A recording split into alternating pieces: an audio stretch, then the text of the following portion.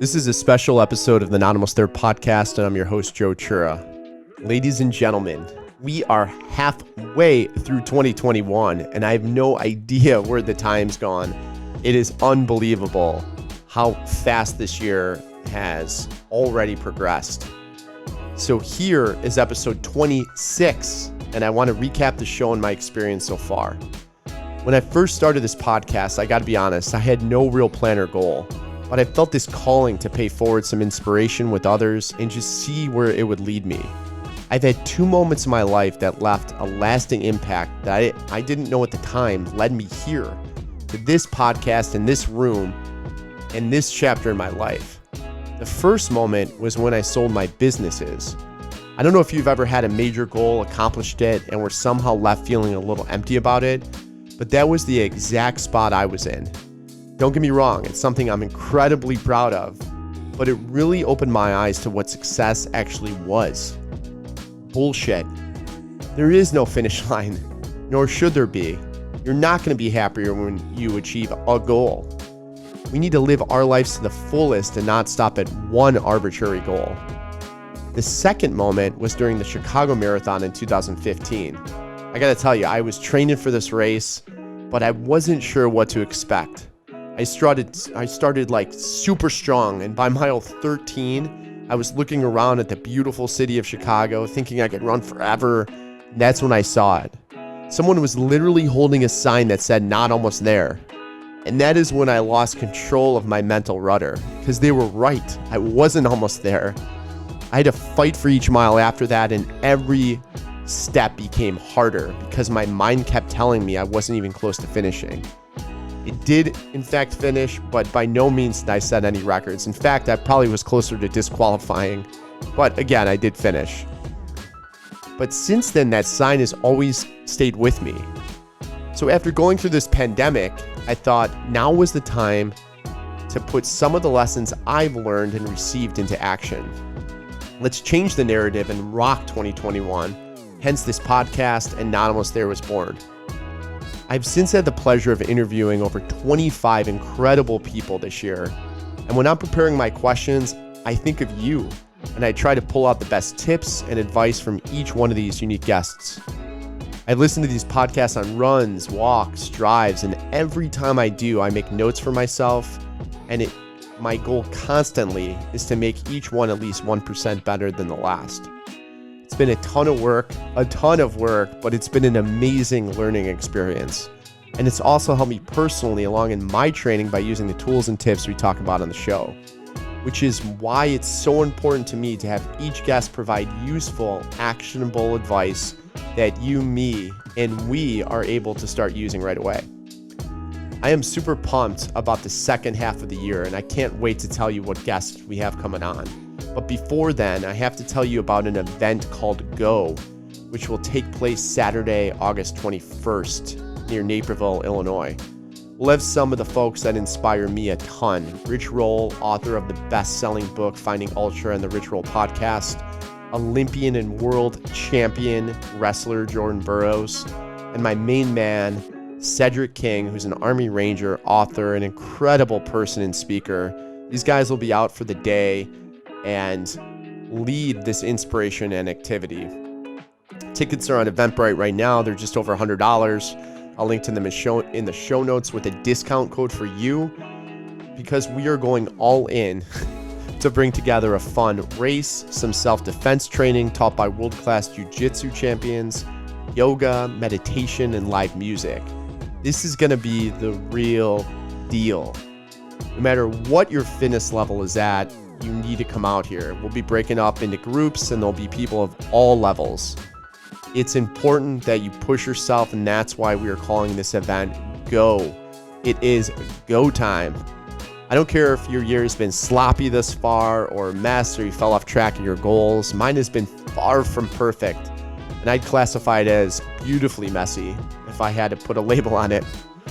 We're going through a lot, let's face it, but this day will aim to provide a reset that you need.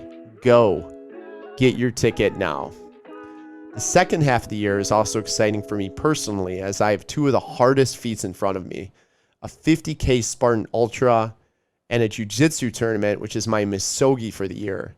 I've been training for both of these nonstop, but there's more to do, and I have to turn up the gas. And to me, that's why the first clip is so fitting for this podcast today.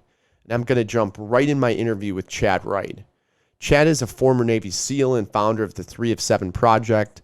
I wanted to start with him because I watched him complete one of the most amazing human feats over this last weekend. He competed in the last man standing race in Tennessee. The race is a 1.1 mile loop. He had 20 minutes to complete each loop. There's about 100 people or so in the race. If you finish before the 20-minute mark, you can rest, but on the 20-minute mark, it's go time. And Chad won this thing. He ran for 38 hours, climbed over 37,000 feet of elevation, and ran over 130 miles. He followed the plan he created and executed flawlessly. And in this interview that I did with him, he goes into what it takes to become a winner. And one of the main things is to not give pain a voice. And why I wanted to start with him, because at the end of the race, it turns out he was in pain, but he didn't utter a word. No one knew about it. This is so powerful because we all struggle, and what we say to ourselves matters more than I even knew. Here's Chad Wright. This is biblical, but I learned it just through life, right? Seeing guys in SEAL training, seeing guys in hard situations, seeing guys or girls, this girls too, in ultra running, basically lose control of their rudder and start to go down that negative path with their speech. And not long after that, they would either quit or they would, not be achieving on the level they wanted to achieve. And this sounds silly to a lot of people, man, but these are minor tweaks that we can all make that are going to move us from being average to elite.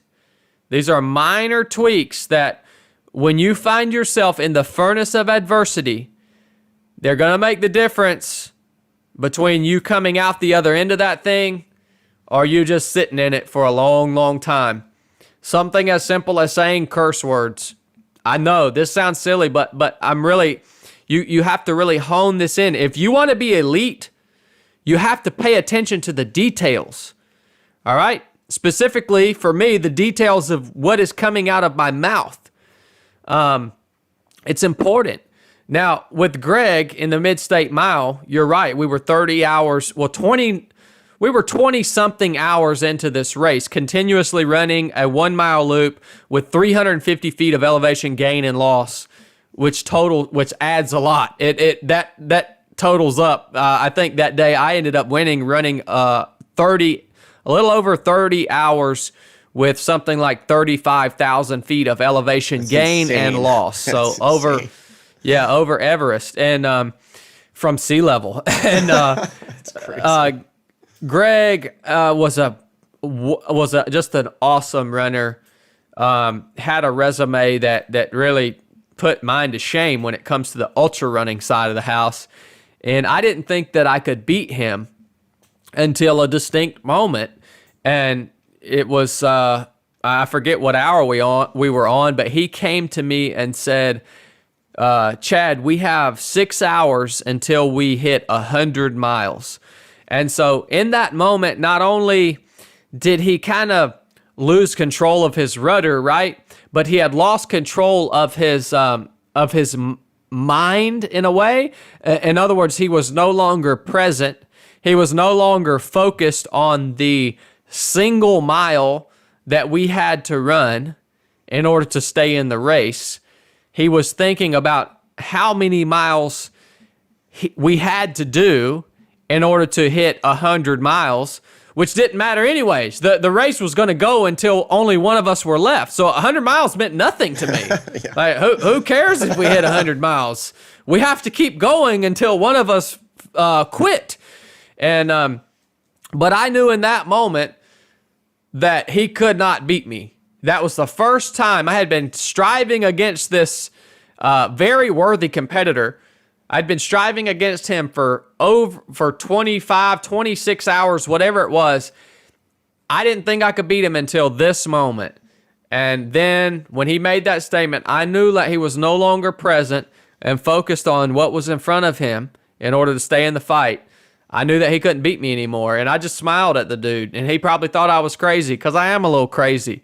But I just smiled at him and we carried on. And it was probably, I don't know, it was just a few hours after that where his physical body actually started to shut down, which in my opinion is a result of him overextending himself mentally. So when he overextended himself mentally and was trying to project too far ahead with his thoughts, he had a physical reaction in his body. And there's a video on Instagram of him coming in on his last lap, and he could barely walk, and he just collapses across the finish line.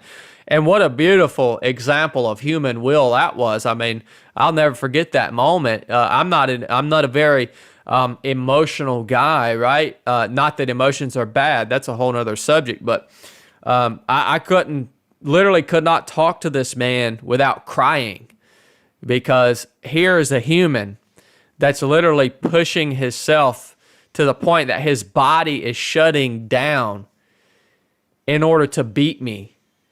But it even goes beyond that, because in this moment when this video was taken, Greg knew his body was shutting down. He knew that he could not beat me, but he got up and went out again to push me further, to allow me to keep going. So the last loop he ran it for me, because he knew I hadn't reached my limit. He knew he couldn't beat me, but he still wanted to allow me to push as long as I could possibly push, that's respect right there, man. And what a moment. You don't get to see that a lot in first world cushy society anymore. Jesse Itzler talks about how to set up your goals and not beat yourself up on a daily basis as life happens, and how he goes about looking at his goals is pretty unique and something that I really took from him. I love this interview partly because Jesse has been such an inspiring guy to me, and another because he was my first podcast interview, believe it or not. And it's funny now thinking about this, but at the time it wasn't funny. 10 minutes into our conversation, I realized the microphone was on mute and I had to ask him to start over.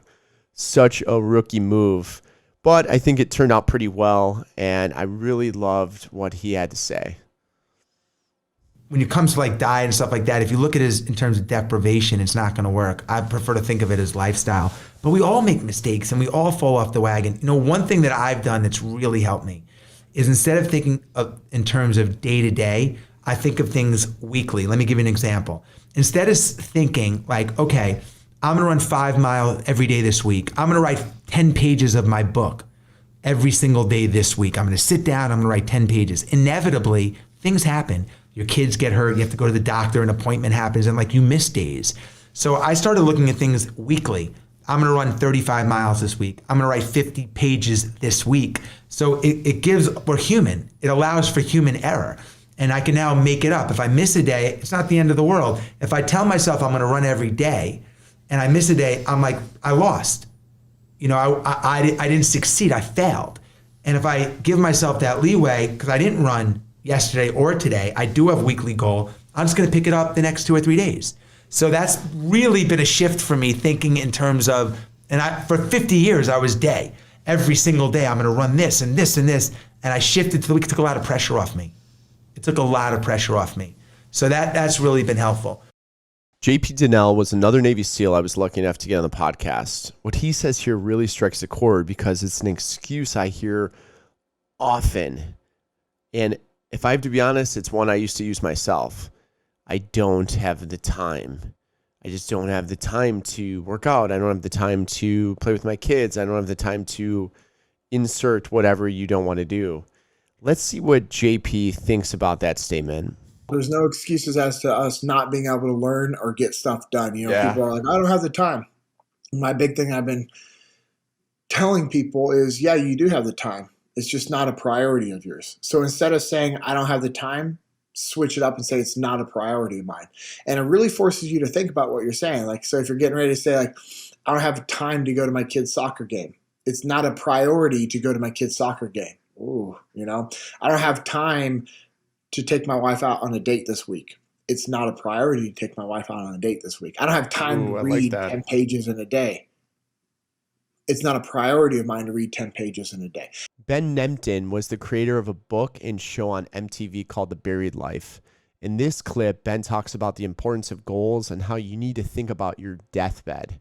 This sounds morbid, but check it out as it makes so much sense. If you think more about a list as that holistic reflection of who you are, then you move away from the traditional idea of a bucket list, which is probably like adventure and travel, right? Skydive, travel Europe, those types of things, which is actually only one category of your life. And there's at least 10 categories of your life that can be reflected on your list. So there's adventure, travel, there's intellectual, as you said, like what do you want to learn? There's spiritual, emotional, professional. What are your professional goals? What are your material goals? It's okay to have goals of things that you just want to buy, right? What are your goals of service? How do you want to give back? So anything that's going to bring you that joy is what should be, in my opinion, reflected on your list. And that changes over time. So you keep your list in a journal, hopefully, that you can revisit every couple months and update. And you write it down because it's important to take those thoughts and make them real. Because the problem that we have with personal goals is that there's no accountability. And we have deadlines for all these other goal sets in our lives. But with our personal goals, there's no deadlines. So something always pops up that's more important. And we push it. And we say, I'll do it next week, I'll do it next year. And the reality is that 76% of people at the end of their life, they don't regret the things they did, they regret the things they didn't do. And so you have all these people lying on their deathbed, looking back on their whole life and thinking, holy crap, I blew it. I didn't do those things that I wanted. I lived the life for someone else, not myself. Maysoon Ziyad is a comic. On this episode, she grills me a bit, which is pretty funny, and I guess I should have expected it. She is a comic.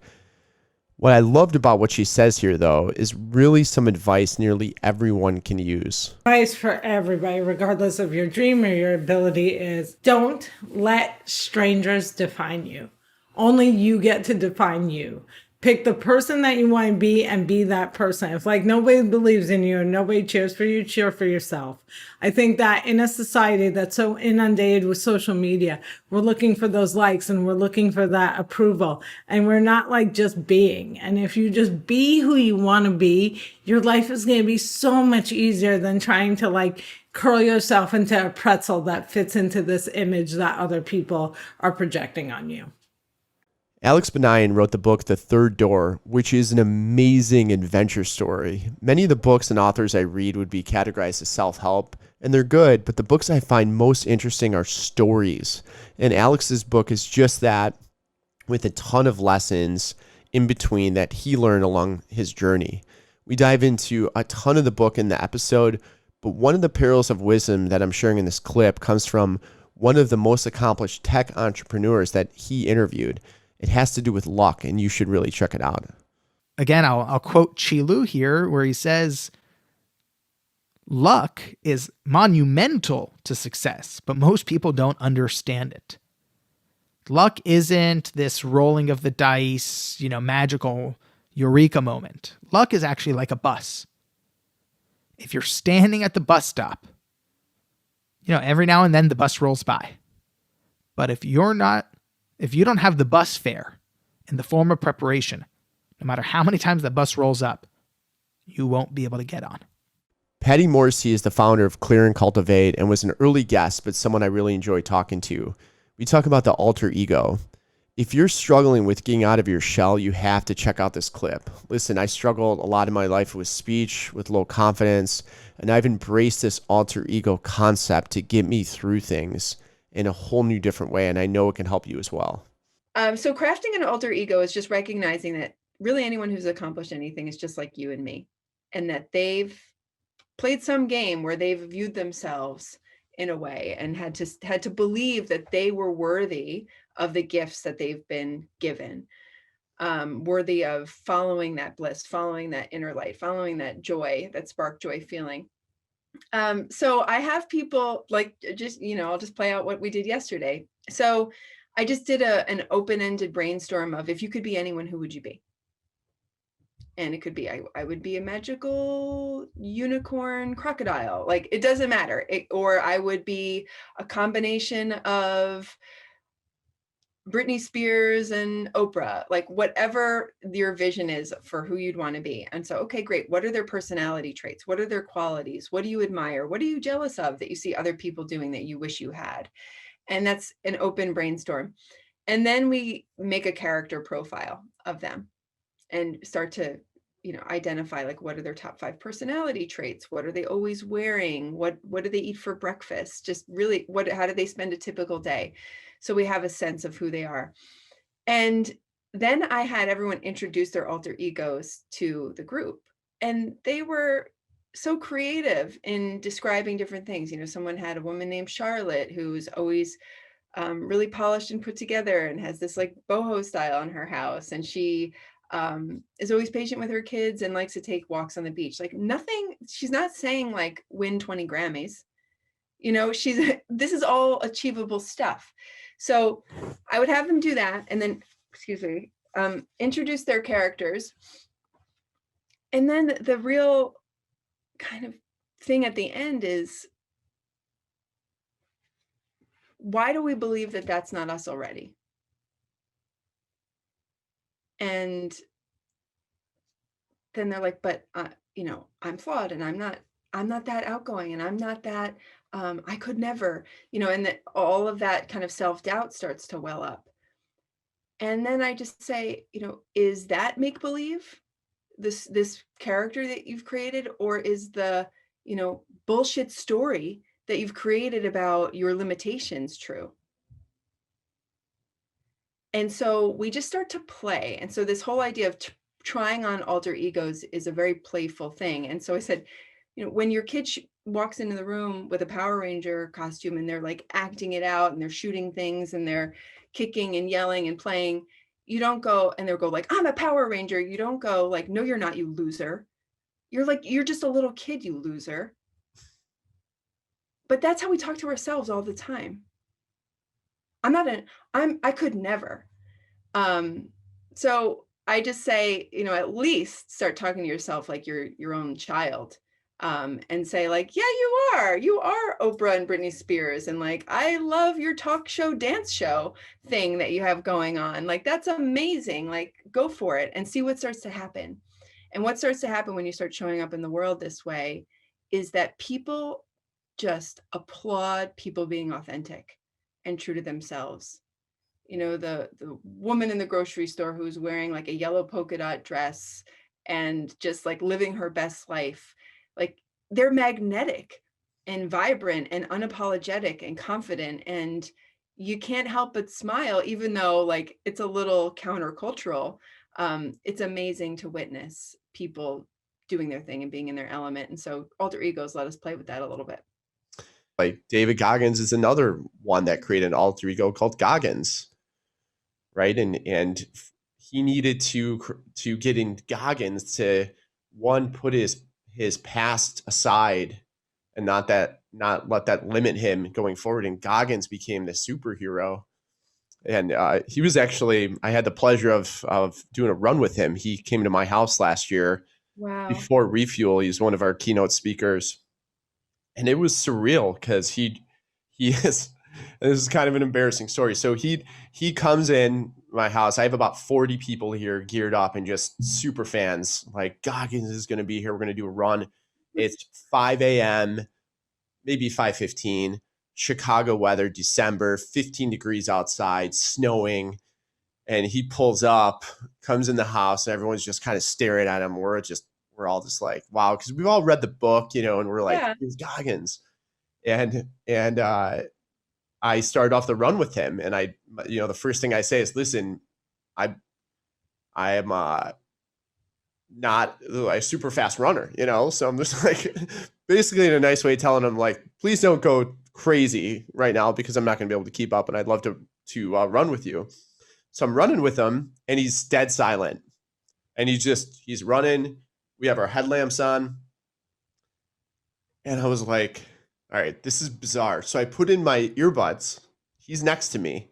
And I have this playlist on Spotify where he's talking over like just like, you know, rap music and like music to pump you up. So I'm running and I'm looking at him and I'm hearing him, but it's not him next to me. And it was the most surreal experience. So we ended up running like 5 miles. We stopped a quarter of the way and did, I don't even like 1,000 jumping, probably not 1,000 jumping jacks, but it seemed like they never ended. Like jumping jacks, push-ups, you know, the grass was completely, frosted and our hands are frozen. It was one of the coolest experiences. And so many people that did it were afraid, including myself, like, man, you're working out with Goggins, you know, after hearing all that. But he didn't or wouldn't have got to the place that he ended up at without creating this alter ego. So I love that you are reviewing that with your clients and you're going over that and you're getting them to think about that. And I think people listening to this need to think about that because it gets you through these obstacles and you're like, hey, that's not me. That's my alter ego. You know, just like you said, you know, that kid that's a superhero. Alex Payne is an author from Silicon Valley who wrote a few books, including Rest. We talk about finding the best time for you to find your most productive self. And that isn't necessarily big news, but Alex discusses why that time and why working against your chronotype could actually be better for you. The challenge is to figure out sort of when you are at your kind of creative and energetic peak and to set that time aside for your most important work. So if that starts at, you know, sort of 9 or 10 a.m. rather than at, you know, 6 a.m., you know, or if it starts at 4 p.m., whatever, that, you know, your task is to sort of be, you know, is to be really thoughtful with yourself about what works for you now and to try to design a day that that maximizes that. The other thing I will say is that, you know, humans are not quite as good as we might expect at intuiting that. You know, I am someone who, you know, in college, I was one of those people who, you know, started homework after the evening news. And so very often, very often I was up until, going to bed at 2 a.m. was generally a pretty good night for me. And I just kind of, I assumed that's like, how I worked best. And, it was not how I worked best. It was how I worked when I was 19, which is not the same thing. But, discovering, and it took me, when I started experimenting with a morning routine, it took me a few weeks to really kind of get into that rhythm. But I find that even though I would not call myself an early, a voluntary or natural early riser, that there is still amazing value to having that practice and having that routine for me.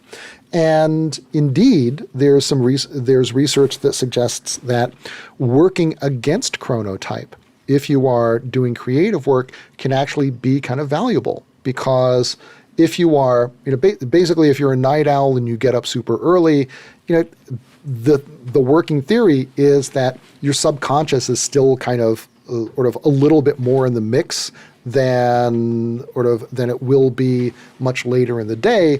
And so you are more likely to have insights or ideas that you wouldn't necessarily have later on. So I think that it's a matter of recognizing when your peak periods are, experimenting with them, and or experimenting with routines that allow you to match up those periods with your key tasks. Now, the other the obvious question is, if you are, the one night owl in an office full of, early risers, I think that what we find is that coordinating schedules and giving everybody the same time to like do really focused work right now has really substantial benefits no matter your chronotype. And that figuring out how to coordinate, how to really precisely fine tune that stuff for everyone is what companies will do when they want to go from 4-day weeks to 3-day weeks. And, it's the next obvious thing to try to do, but nobody has really at the organizational scale attacked that part of it yet. How do you handle fires? Not literal fires, but like work fires or family emergencies. How do you stop playing defense with your day and not let people control you or your day, or let something spin out of control? Mike Vardy, productivity expert, shows us how. Now all of a sudden you're starting to play defense again. How do you pause during the day when your days already get derailed? Take a deep breath and say, okay, I got to get this back on track. So I want you to think about when people say this all the time, I have to fight fires all day long. And then I ask them, okay, well, if you're a firefighter, ask yourself how you would fight a fire that seems to be like out of control. Firefighters will be relentless about things, but also be very strategic about it. They will let parts of a building burn down so that they can save other parts of the building. Or they'll be like, you know what, I need to let this part of the building go because we have to protect this other building over here. Like they get very strategic about it. So when people often say, I'm fighting fires all day long, they're normally doing this, like there's no control, there's no element to it, right? So the thing is that you can, Questlove wrote about this in his book called Creative Quest. This is the first time I came across this term about micro meditations. And it's like taking 30 seconds and just sitting with it. 30 seconds is not a lot of time when you're feeling that fight or flight thing. But when you are consciously taking 30 seconds, it can feel like forever. I do this exercise with people when I've done, speaking on stage and even virtually. Harder to do virtually because the atmosphere is different. But I've done like, okay, we're going to sit here for 60 seconds and do nothing. Put your books down, put everything. Don't want to see any devices. And we're going to do this for 60 seconds, starting now. And I sit for 60. I don't do anything for 60, and then I sit down. And then at about the 35-second mark, I kind of shuffle as if I'm going to get up, and people are like, oh, because they feel like, oh, but they don't realize we're just barely past the halfway mark. And then you hear like, when there's too much silence and it gets uncomfortable, and then you could hear people starting to laugh and titter, and you hear the shuffling of feet and all that stuff. That's when people are when you feel uncomfortable. That's okay. That means that something is like, you're sitting with something that you're not used to, right? And I love the idea of micro meditations and just taking a beat and going, okay, how do I attack this properly? Like what's the next best action for me to take? Is it to start spraying willy-nilly, or is it for me to go, hey, you know what? Joe's over there. I need to know what he can maybe do to help me out. I'm going to sit down and map out what I need to do to take care of this really quickly, or I'm going to get on the phone and call this person. I'm going to just take a beat before I actually do anything, right? Like fools rush in, that idea of fools rushing in, right? And it's amazing when you take that 30-second beat or 60-second beat or however long, because the clarity that you gain from that just in that moment can allow you to forge ahead with a better solution than just the straight up offense. Another metaphor would be football, right? Like the idea of, I'm a Cincinnati Bengals fan, unfortunately, no matter how you want to slice it. But when you're playing football, the defense is designed to stop an offensive play, and the offense is trying to get through, whether they're trying to run the ball. The quarterback reads the defense, may call an audible, right? Oh, they're going to do this differently now. You're literally trying to get 10 yards down to get the next 4 chances to score, right? And there's constant changing that's happening. And a 2-yard gain, a 3-yard gain is something, right? You're that much closer. So think about it in those terms as well. You're not always going to be able to get 15, 20 yards. You sometimes have to grind it out and get 3, then 2, then 5, and okay, now we got a first down. So it's often when we are faced with these reactionary solutions, or these reactionary situations rather, we tend to try to think of like, I need to solve this completely now. And most cases you can't. Sometimes you have to let certain things burn. Sometimes you have to let certain things go.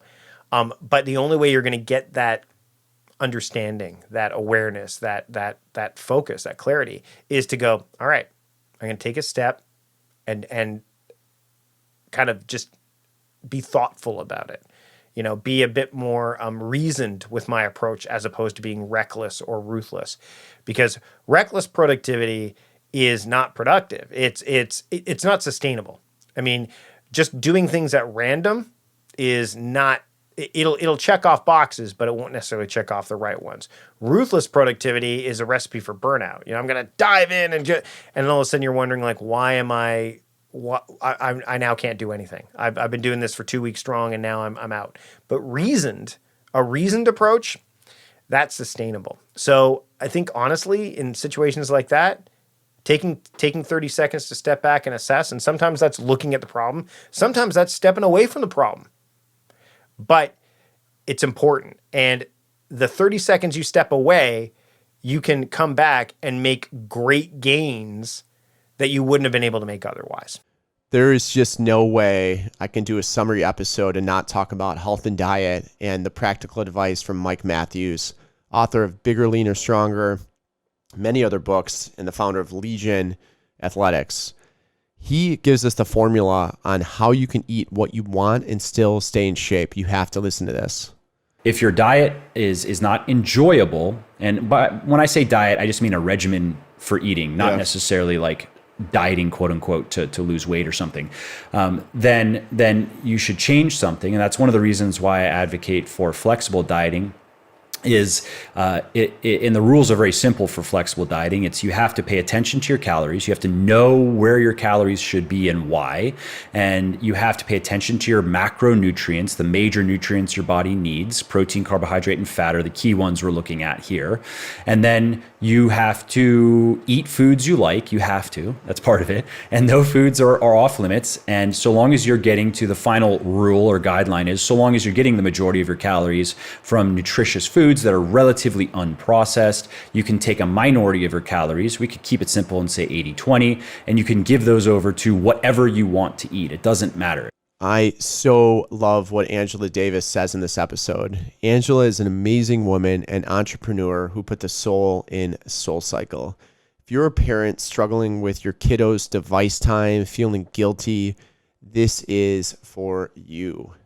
I have a dad question on that now. How do I get my kids motivated to get off their devices and get out there and work out? We do a family workout, but I see what's happening now is they're less active because they're behind the Zoom computers all day long. Sure. I have my, if anyone goes to my Instagram, it's Angela Manuel Davis. And I don't know when you're going to air this, but it'll be a post and I'm in a red hat and I'm giving my 11-year-old an entire kind of motivational moment where I'm just coaching him and talking to him.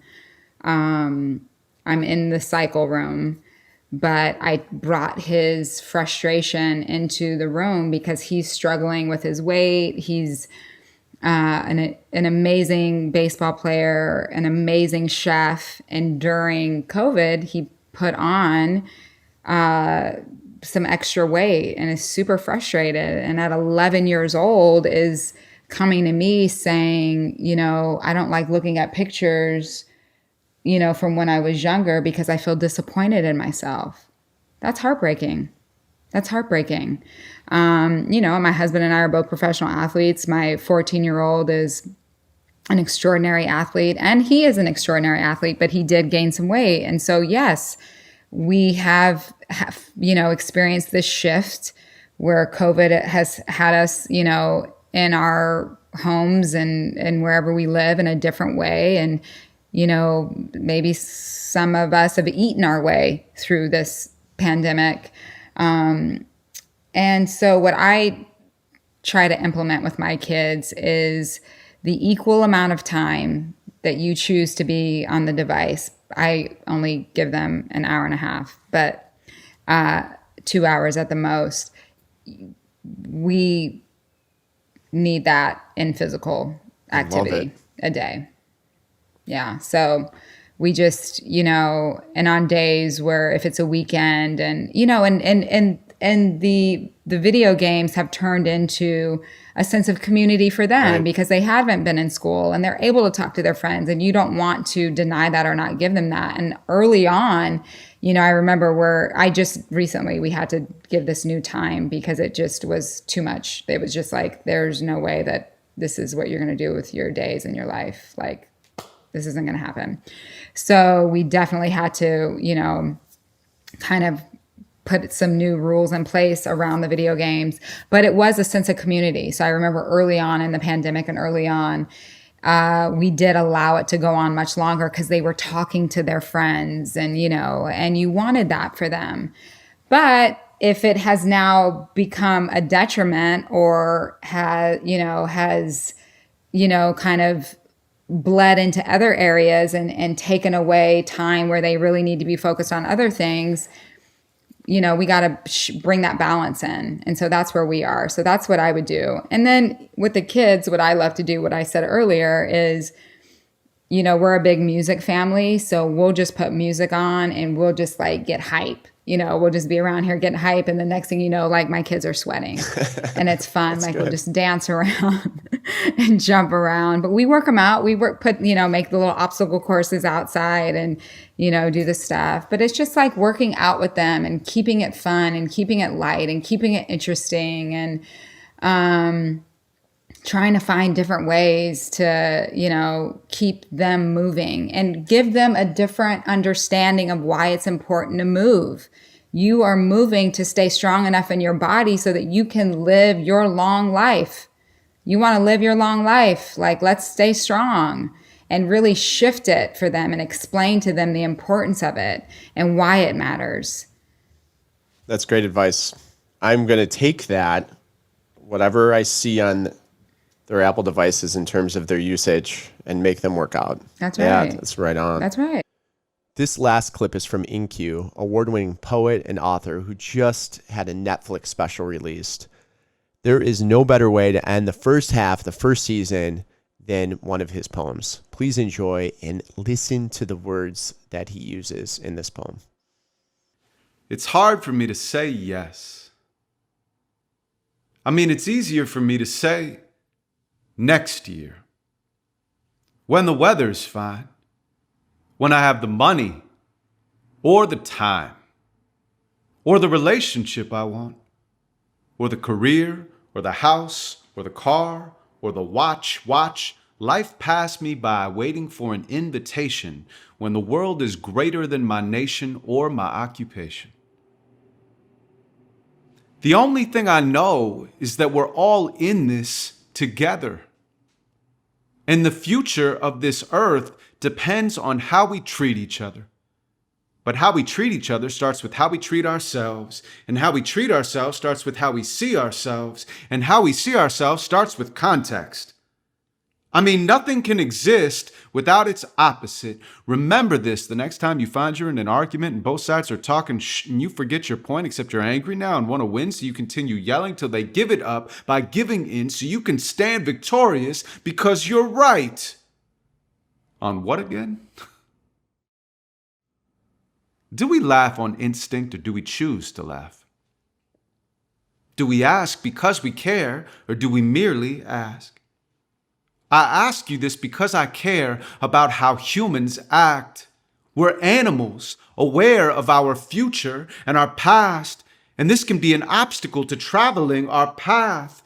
Instead of just accepting where we're at, we analyze our tracks for what we could have had, looking back, focused on the memories instead of on the facts, hence what we attract. Still, it's strange to factor in how fast it really flashes past. It's an exponential graph from creation into ash.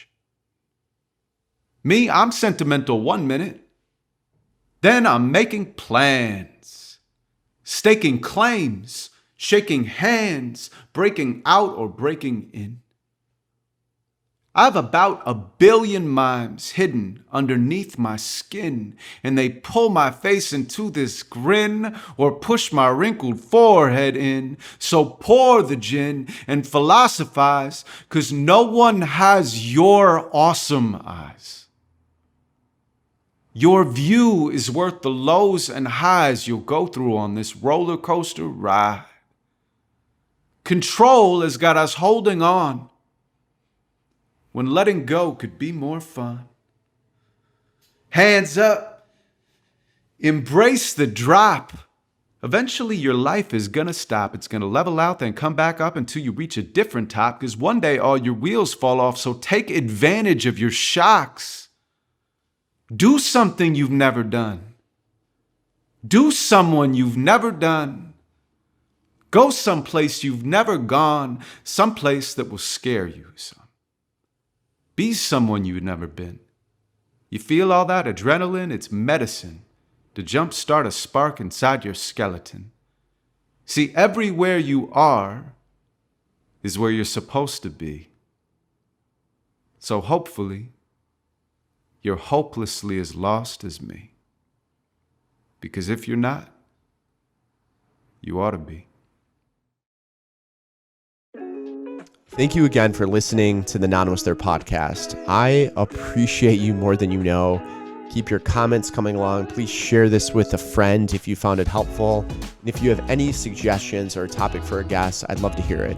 Quick announcement before I wrap. I know I touched on this in the beginning. August 21st, we're having an event near Naperville, Illinois called Go, featuring Rich Roll, Jordan Burroughs, and my friend Cedric King. It will be epic. There will be a little adventure mixed in and a whole lot of surprises. Whether or not you're from the area, you are more than welcome to come. Tickets are around $100, so there's a ton of value in it. Thanks again for tuning in, and remember, you, we, me are not almost there.